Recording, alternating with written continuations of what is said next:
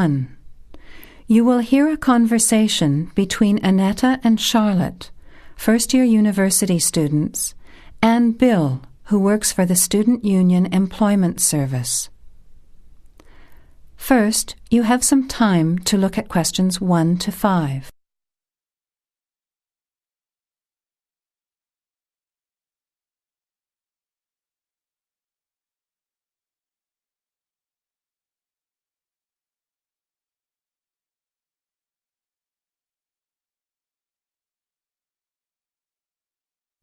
Notice that an example has been done for you. This time only, the conversation relating to the example will be played first. Hi Bill, this is my friend Charlotte. She's doing first year science too. The student is in first year science, so you write science on the form.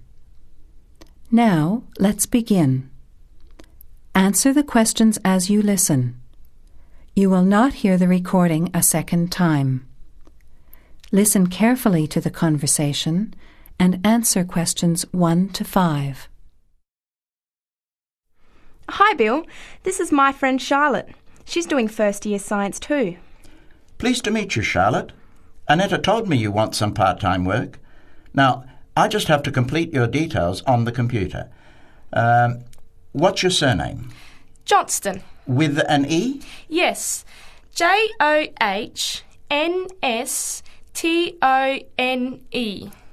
I know that you live in the Heathfield Street student residence, but I can't remember the street number there. It's 126. 126. Good. And the phone number?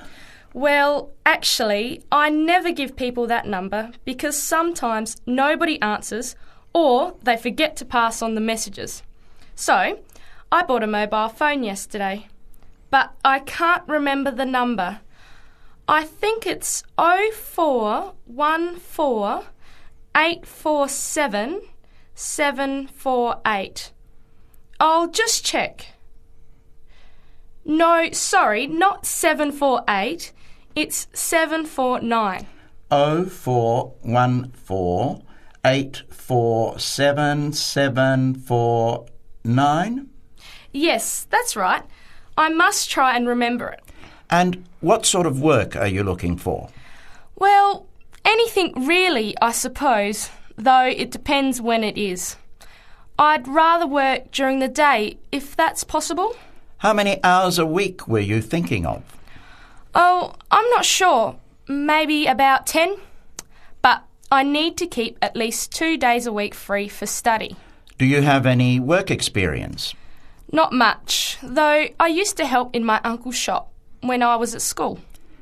OK, well, I'll put it in, but we don't usually get shop work.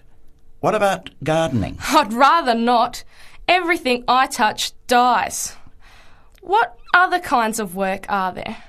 Well, there's a lot of demand for house cleaning, fast food preparation and kitchen work and pizza delivery if you've held a driving licence for 12 months. I'm not sure. Can I have a look at the vacancies while you talk to Annetta? You now have some time to look at questions 6 to 11. As you listen to the rest of the conversation, answer questions 6 to 11.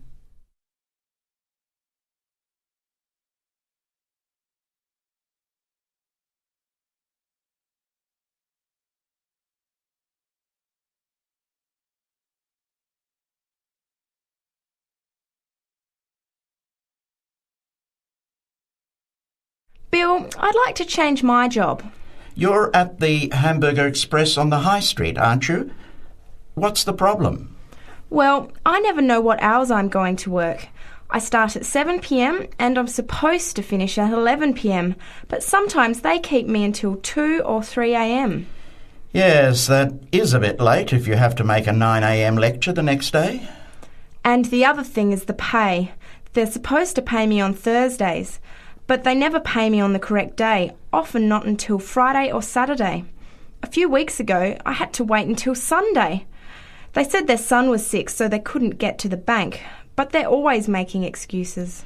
Yes, that doesn't sound too good. Would you be interested in pizza delivery? You need to have a driving licence.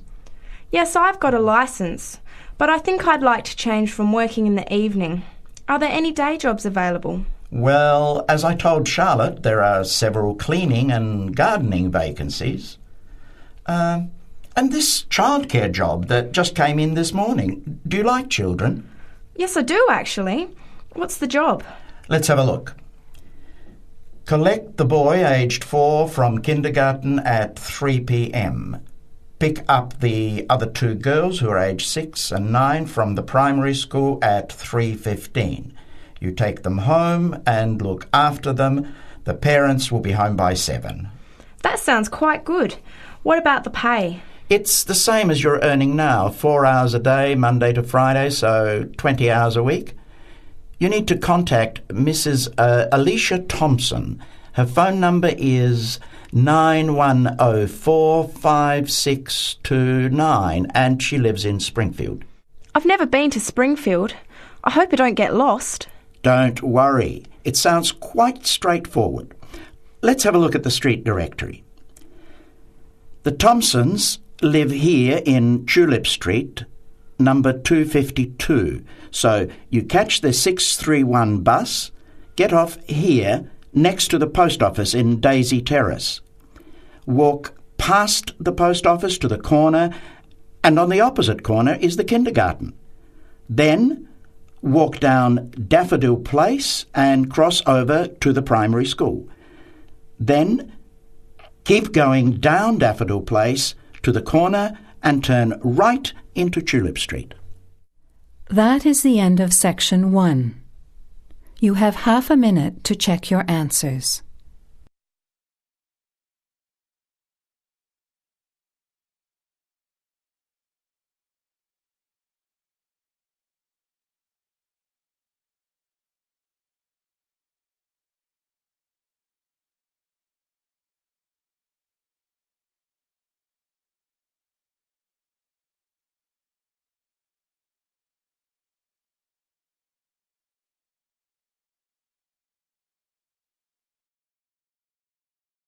Now turn to Section 2.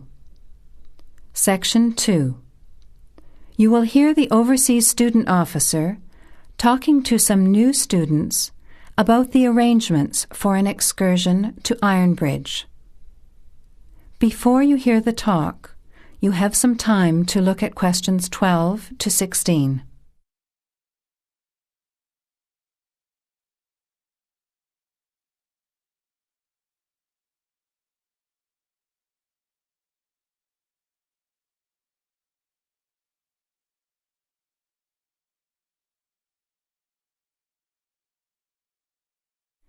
Now, listen carefully to the first part of the talk and answer questions 12 to 16. Hello everyone, my name is Pamela Sutcliffe and most of you already know that I'm the Overseas Student Officer here at Salopian Technical College. Next Tuesday, the 28th of September, we have arranged an excursion for all new students to the important historical town of Ironbridge. We are hoping you'll all come, because not only is the history of Ironbridge very important and interesting, but also an excursion like this is a relaxed and fun way to get to know each other. Ironbridge is about 55 kilometres from here, and we'll be travelling by the college bus, which holds 40 people. If there are more than that, we'll bring a couple of staff cars as well, though I might ask you to indicate on the list if you have a car and would be willing to take a couple of passengers. The list I'm referring to is up there on the student notice board, and if you would like to come on Tuesday, would you please add your name as soon as possible? By the way, could you please print your name clearly? I know some people have wonderful signatures, but often I'm afraid I can't read them, which can cause problems. So if we need extra transport and you could bring your car, can you tick the car column next to your name? could you also add your student number and your telephone number, just in case there are any last-minute changes and we have to contact you? The other information I need to give you is about lunch. There's a very nice little restaurant in Ironbridge which gives a 15% discount to the college when we bring groups. That means lunch is only about £4, and they do good vegetarian meals too, so it's usually no problem for those of you on special diets. But if you prefer to eat your own food, that's fine too, either on the bus or in the park. But I'd encourage you to try the restaurant.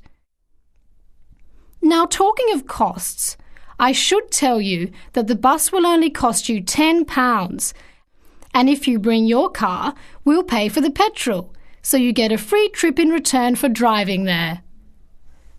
Will you please sign up by Saturday at 6 p.m. at the latest? The list is closed after that. We will depart at 9:30 a.m. sharp on Tuesday morning, so please make sure that you arrive at least 15 minutes before so that you can find a seat and get settled on the bus. Before the talk continues, you have some time to look at questions 17 to 21.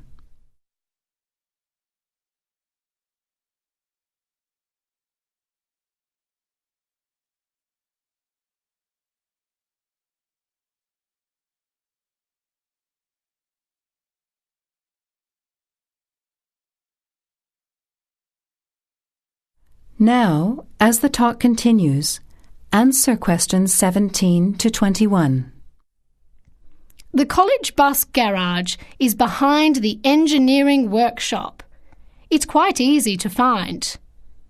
If you come here to the Student Union building, then walk east down the avenue until you get to the childcare centre on your left, and then turn left and walk past the sports centre and the tennis courts, which are both on your left. Cross over Central Square, and opposite you is the engineering workshop. Walk around the back and you'll see the bus.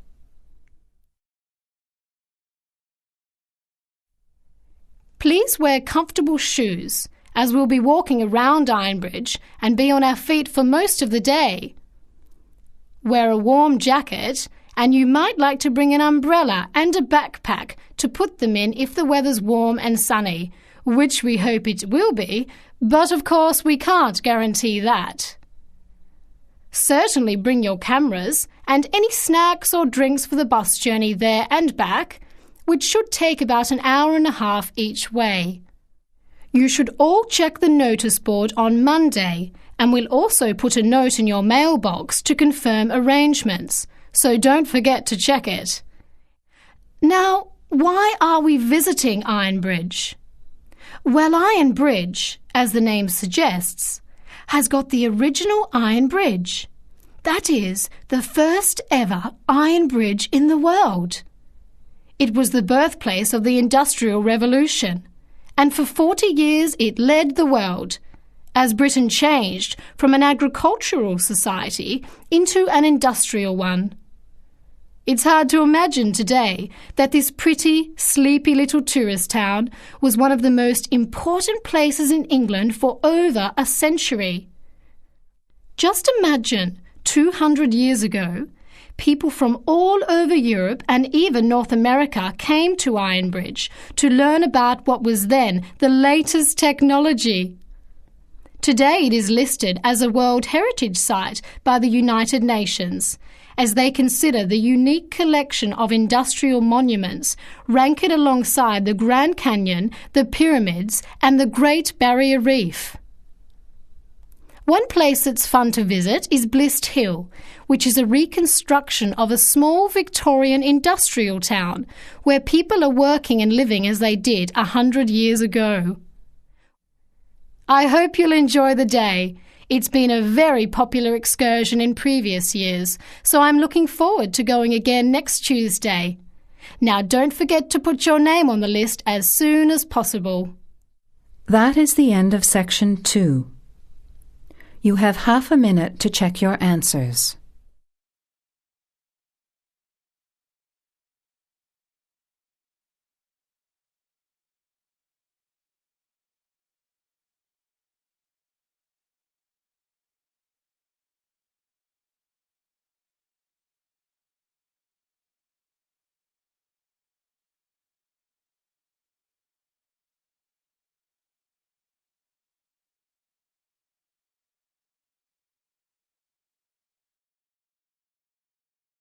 Now turn to Section 3. Section 3. You will hear a group of students, Henry, Joe, Nancy, and Gordon, discussing changes to their work experience placement arrangements. Before you hear the conversation, you have some time to look at questions 22 to 26. The first two student arrangements have been done for you as examples.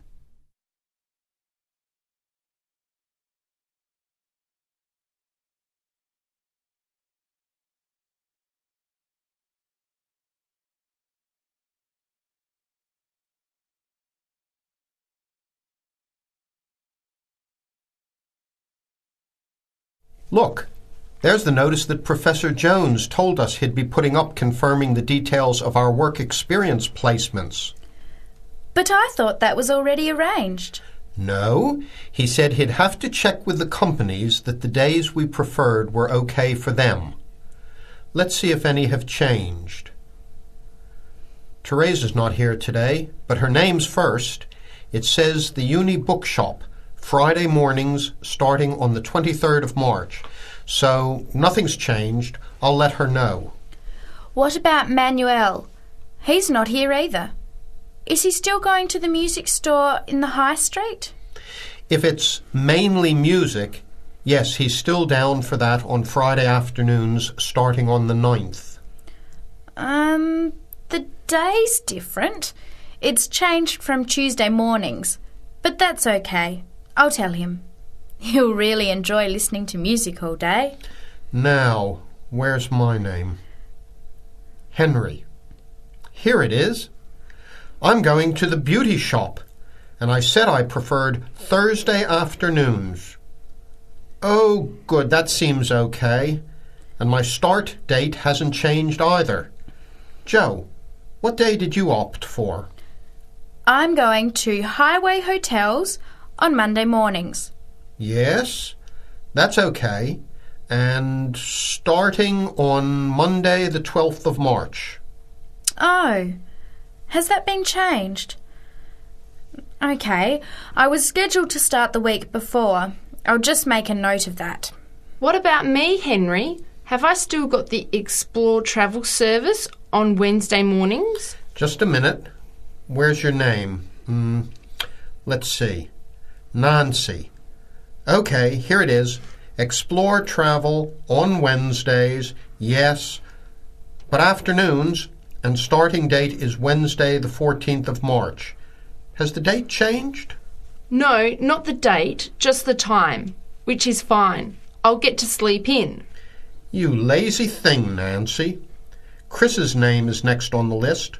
Gorgeous Gowns Fashions. What a name. Yes, it sounds good, doesn't it? I'm hoping he'll bring me some free samples. So, has he still got Wednesday mornings? Yes, Wednesday mornings starting on the 14th of March. Okay, I'll tell him when I see him tonight that his arrangements haven't changed. Gordon, what about you? I chose that software company that makes computer games. I can't remember its name, but I asked for Tuesday afternoons. Oh yes. Here it is. Games to go on Wednesday mornings. There's a note here saying they have their weekly staff meetings on Tuesday afternoons, so that wouldn't be much use to you. That's why they've changed it to Wednesdays, starting on the 21st of March, so you can see their working setup. OK, I'm glad they've changed it. I don't think I'd want to sit through a meeting every week. Before the conversation continues, you have some time to look at questions 27 to 30.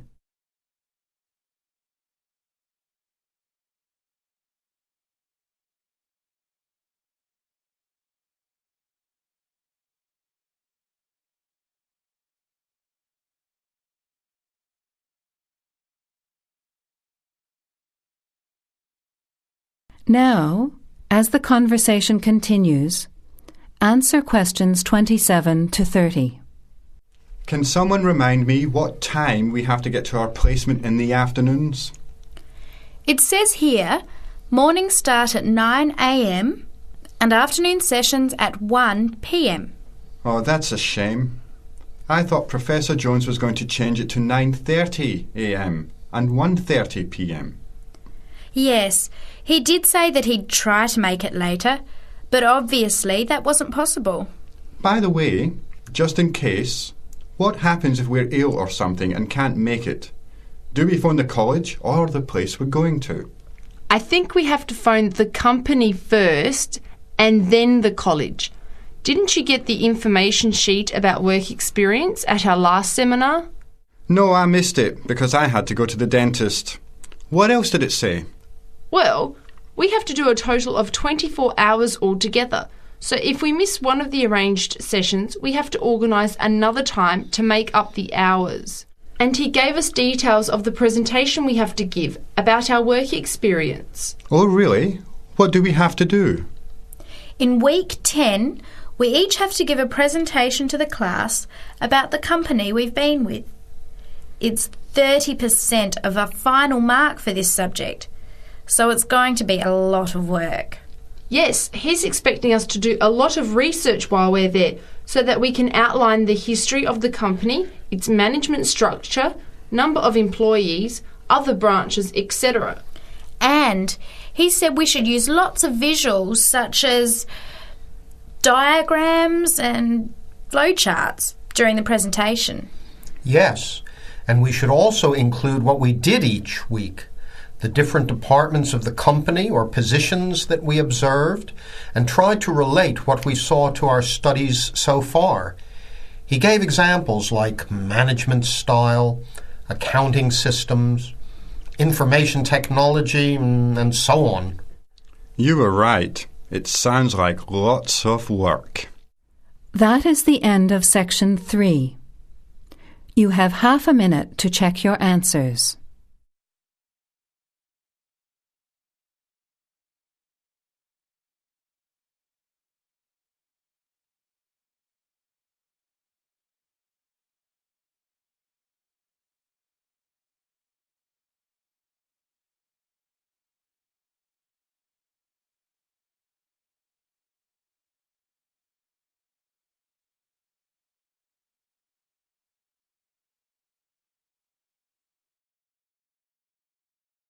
Now turn to Section 4. Section 4. You will hear a talk from a member of the Conservation Society talking about green cleaning. First, you have some time to look at questions 31 to 34.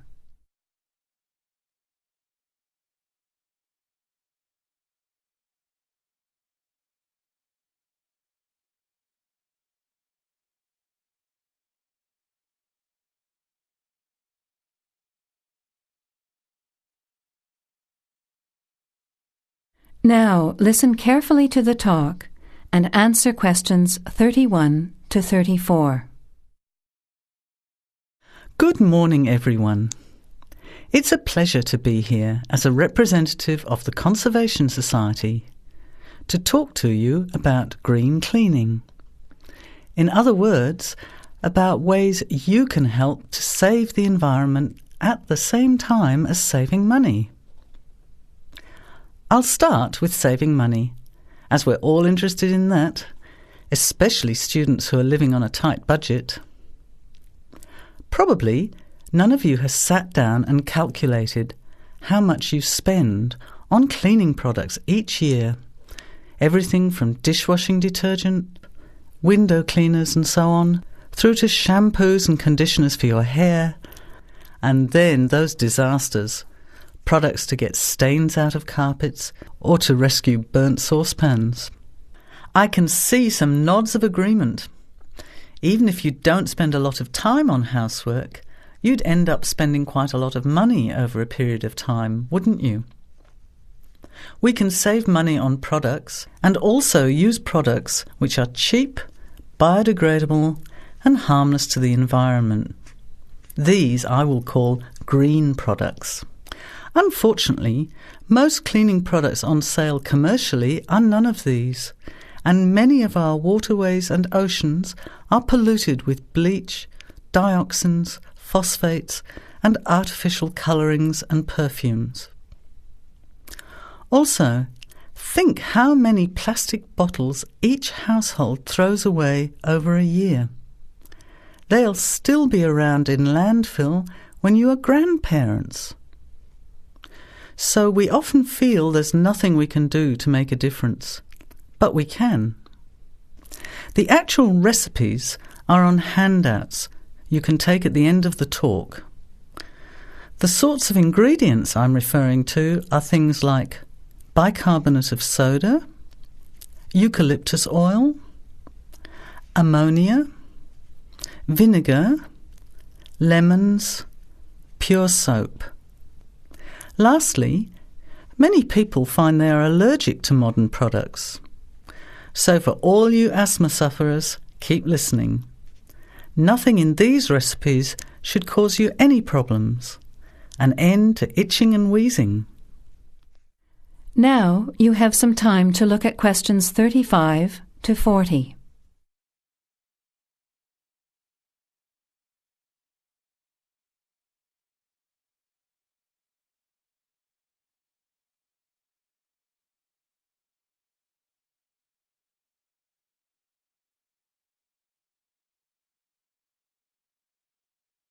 Now listen and answer questions 35 to 40.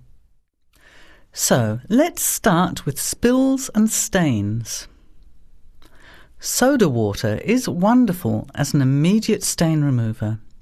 Mop up the excess spill. Don't rub, but apply soda water immediately. It's great for tea, coffee, wine, beer and milk. As is salt or bicarbonate of soda, which will absorb the stain. Then vacuum when dry and shampoo if necessary.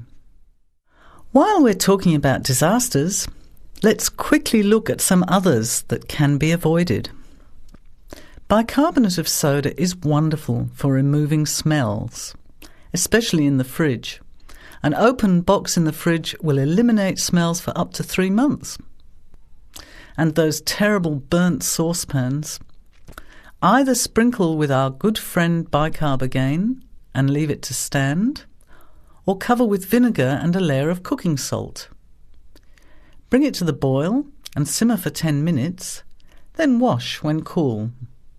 Much cheaper than a new saucepan. Then there are heat rings on wooden furniture. Simply rub with a mixture of salt and olive oil, or for scratched furniture, use olive oil and vinegar. Now, let's look at general cleaning.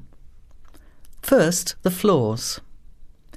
If your floor covering is made of slate, cork or ceramic tiles or lino, it probably only needs a mop or a scrub with vinegar in a bucket of water.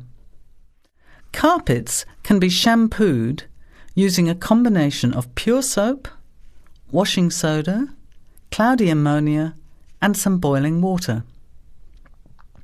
You put a small amount of this mixture onto the mark on the carpet, rub with a cloth until it lathers, and then wipe off the excess.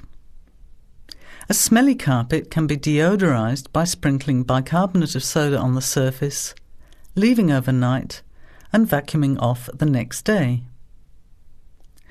Cleaning in the kitchen, bathroom and toilet is the next section. That is the end of section 4.